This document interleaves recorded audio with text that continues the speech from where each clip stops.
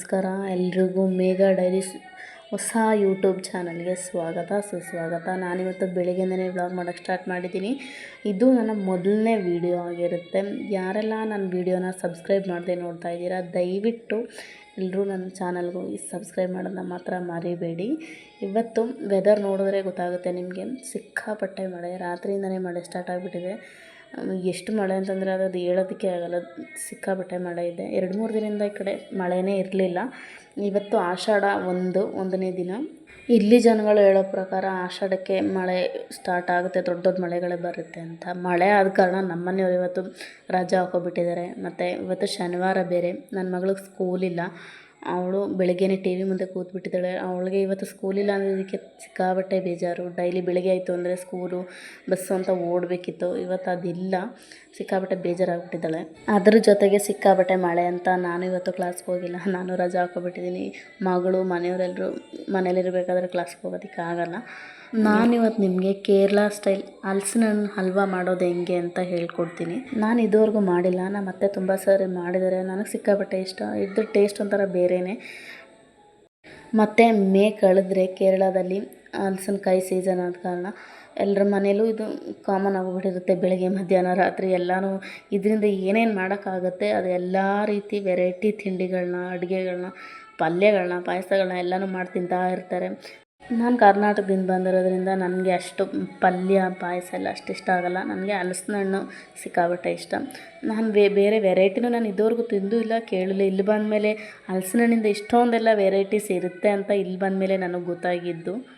ಆದರೆ ಟೇಸ್ಟ್ ಮಾಡಿದ್ಮೇಲೆ ಗೊತ್ತಾಗೋದು ಇದ್ರ ಟೇಸ್ಟ್ ಮಾತ್ರ ನೆಕ್ಸ್ಟ್ ಲೆವೆಲು, ತುಂಬ ಚೆನ್ನಾಗಿರುತ್ತೆ. ನನಗಿಷ್ಟ. ಇವಾಗ ಪಲ್ಯ ಎಲ್ಲ ತಿನ್ನಲ್ಲ, ಪಾಯಸ ಹಲ್ವಾ ಆ ಥರ ಸ್ವೀಟ ಏನಾದರೂ ಇದ್ದರೆ ತಿಂತೀನಿ. ಓಕೆ, ಈಗ ವೀಡಿಯೋ ಸ್ಟಾರ್ಟ್ ಮಾಡೋಣ. ಮೊದಲಿಗೆ ಹಲಸಿನ ಹಣ್ಣನ್ನು ಬೀಜ ಎಲ್ಲ ಸಪ್ರೇಟ್ ಮಾಡಿಕೊಂಡು ಈ ಥರ ಸಣ್ಣದಾಗಿ ಕಟ್ ಮಾಡಿ ಇಟ್ಕೊಂಡಿದ್ದೀನಿ. ಎಲ್ಲನೂ ಇಷ್ಟು ಸಣ್ಣಕ್ಕೆ ಕಟ್ ಮಾಡ್ಕೋಬೇಕಂತೇನಿಲ್ಲ, ನಿಮ್ಗೆ ಯಾವ ಸೈಜ್ ಬೇಕೋ ಆ ಸೈಜ್ಗೆ ಕಟ್ ಮಾಡಿಕೊಂಡು ಮಿಕ್ಸಿಲಿ ಗ್ರೈಂಡ್ ಮಾಡಬೇಕಾಗುತ್ತೆ ಇದನ್ನು.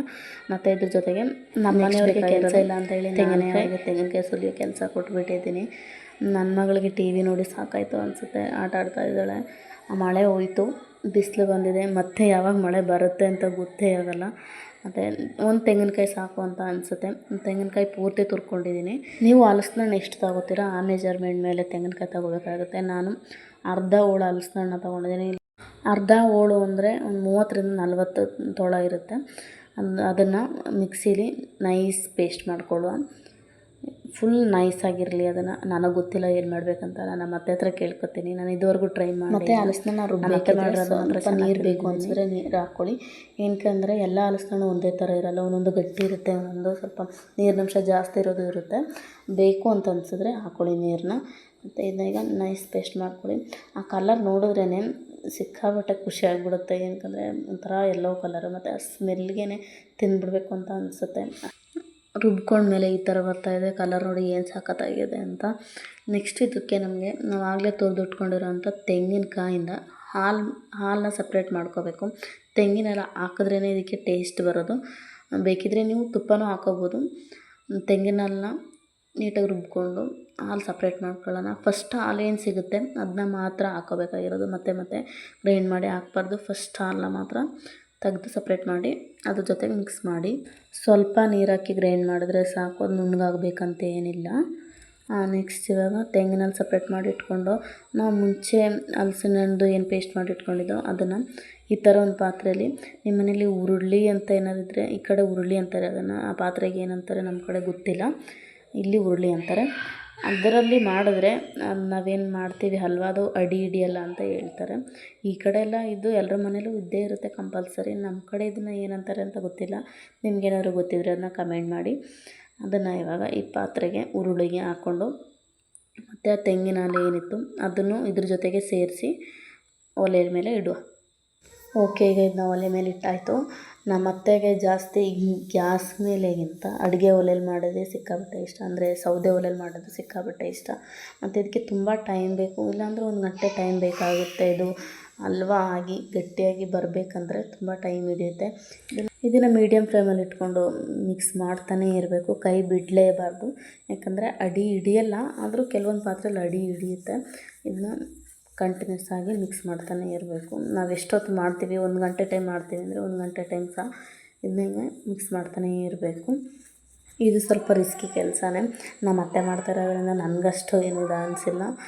ಮತ್ತು ಯಾರ್ಯಾರೆಲ್ಲ ನನ್ನ ವೀಡಿಯೋ ನೋಡ್ತಾ ಇದ್ದೀರಾ, ಅದರಲ್ಲಿ ಯಾರ್ಯಾರು ನಮ್ಮ ಕರ್ನಾಟಕದ ಹುಡುಗಿರು ನೋಡ್ತಾ ಇದ್ದೀರಾ, ಅಂದರೆ ಈ ಕಡೆ ಕೇರಳ ಕಡೆ ಮದುವೆ ಆಗಿರೋ ಹುಡುಗಿರು ಯಾರು ನೋಡ್ತಾ ಇದ್ದೀರಾ ಅವರೆಲ್ಲ ಒಂದು ಹಾಯ್ ಅಂತ ಕಮೆಂಟ್ ಮಾಡಿ. ಏನಕ್ಕಂದರೆ ನಮಗೊಂದು ಐಡಿಯಾ ಸಿಗುತ್ತೆ ಅಲ್ವಾ, ಎಷ್ಟು ಜನ ಇದ್ದಾರೆ ಇರ್ಬೋದು ಅಂತ. ನನಗೆ ತುಂಬ ಜನ ಗೊತ್ತು ಈ ಕಡೆ, ನನ್ನ ಫ್ರೆಂಡ್ಸ್ ಲಿಸ್ಟಲ್ಲೇ ತುಂಬ ಜನ ಈ ಕಡೆ ಮದುವೆ ಆಗಿದ್ದಾರೆ. ಓಕೆ, ಇವಾಗ ಹಲಸಿನ ಹಣ್ಣಿನ ಹಲ್ವ ಕುದಿ ಬರೋದಕ್ಕೆ ಸ್ಟಾರ್ಟ್ ಆಗಿದೆ. ಚೆನ್ನಾಗಿ ತಿರುಗಿಸಿ ನಮ್ಮ ಅತ್ತೆ ಕೈ ನೋವು ಬಂದ್ಬಿಟ್ಟು ನಾನು ಕೊಟ್ಟರು ಮಿಕ್ಸು ನೀನು ತಿರುಗಿಸು ಅಂತ. ಇವಾಗ ಈ ಟೈಮಲ್ಲಿ ಬೇಕು ಅನ್ನೋರು ಸ್ವಲ್ಪ ತುಪ್ಪನೂ ಸೇರಿಸ್ಕೊಳ್ಳಿ. ತುಪ್ಪದ ಜೊತೆಗೆ ಏಲಕ್ಕಿಕಾಯಿ ಪುಡಿ, ಸ್ವಲ್ಪ ಗೋಡಂಬಿ ದ್ರಾಕ್ಷಿನೂ ಫ್ರೈ ಮಾಡಿ ಸೇರಿಸ್ಕೊಳ್ಳಿ. ನಮ್ಮ ಮನೇಲಿ ತುಪ್ಪ ಯಾರಿಗೂ ಇಷ್ಟ ಇಲ್ಲ, ಹಂಗಾಗಿ ನಾನು ಸೇರಿಸಿಲ್ಲ. ಇವಾಗ ನೋಡಿ, ನೀವೇ ನೋಡ್ತಾ ಇದ್ದೀರಾ, ಅದ್ರ ಕಲರ್ ಆಟೋಮೆಟಿಕ್ ಚೇಂಜ್ ಆಗಿದೆ. ಯೆಲ್ಲೋ ಕಲರ್ ಇದ್ದಿದ್ದು ಬ್ರೌನ್ ಕಲರಿಗೆ ಬಂದಿದೆ. ಇದನ್ನು ಫುಲ್ ಬಿಸಿ ಬಿಸಿ ತಿನ್ನೋದಕ್ಕಾಗಲ್ಲ, ಫುಲ್ ತಣ್ಣಗಾದ್ಮೇಲೆ ತಿಂದರೆ ಚೆನ್ನಾಗಿರುತ್ತೆ. ಸ್ಪೂನಲ್ಲಿ ಹಂಗೆ ಎತ್ಕೊಂಡು ತಿನ್ಕೊಬಿಡ್ಬೋದು, ಅಷ್ಟು ಚೆನ್ನಾಗಿರುತ್ತೆ. ಮಕ್ಕಳಿಗೆಲ್ಲ ತುಂಬ ಇಷ್ಟ ಆಗುತ್ತೆ. ನನ್ನ ಮಗಳಿಗೆ ತುಂಬ ಇಷ್ಟ. ನನ್ನ ಮಗಳಿಗೆ ಮಾತ್ರ ಅಲ್ಲ, ನನಗೂ ತುಂಬ ಇಷ್ಟ. ಮತ್ತು ನಮ್ಮ ಮನೇಲಿ ನಾನು ನನ್ನ ಮಗಳು ಮಾತ್ರ ತಿನ್ನೋದು. ನಮ್ಮ ಅತ್ತೆ ನಮ್ಮ ಮನೆಯವರಿಗೆಲ್ಲ ತಿಂದು ಬೇಜಾರಾಗ್ಬಿಟ್ಟಿದೆ ಇದನ್ನು. ಓಕೆ, ಇದು ಈಗ ಈ ಕನ್ಸಿಸ್ಟೆನ್ಸಿಗೆ ಬಂದಿದೆ. ಇಷ್ಟ ಆದರೆ ಸಾಕು ಅಂತ ಅನಿಸುತ್ತೆ. ಇನ್ನು ಇದನ್ನು ಪ್ಲೇಟಿಗೆ ಸರ್ವ್ ಮಾಡ್ಕೊಳ್ಳೋಣ. ಹಲಸಿನ ಹಣ್ಣಿನ ಹಲ್ವ ಮಾಡೋ ಬಿಸಿಲಿ ಮಳೆ ಊದಿದ್ದೇ ಗೊತ್ತಾಗಿಲ್ಲ. ಹೊರಗಡೆ ಬಂದು ನೋಡಿದ್ರೆ ಸಿಕ್ಕಾಪಟ್ಟೆ ಮಳೆ. ಬೆಳಗ್ಗೆ ಊದಿದ ಮಳೆ ಮತ್ತೆ ಸ್ಟಾರ್ಟ್ ಆಗಿದೆ. ಇಷ್ಟೊತ್ತು ನನ್ನ ವೀಡಿಯೋನ ತುಂಬ ಸಮಾಧಾನದಿಂದ ಕೇಳಿಸ್ಕೊಂಡ ಎಲ್ರಿಗೂ ಧನ್ಯವಾದಗಳು. ನಾಳೆ ಹೊಸ ವೀಡಿಯೋ ಜೊತೆಗೆ ಬರ್ತೀನಿ.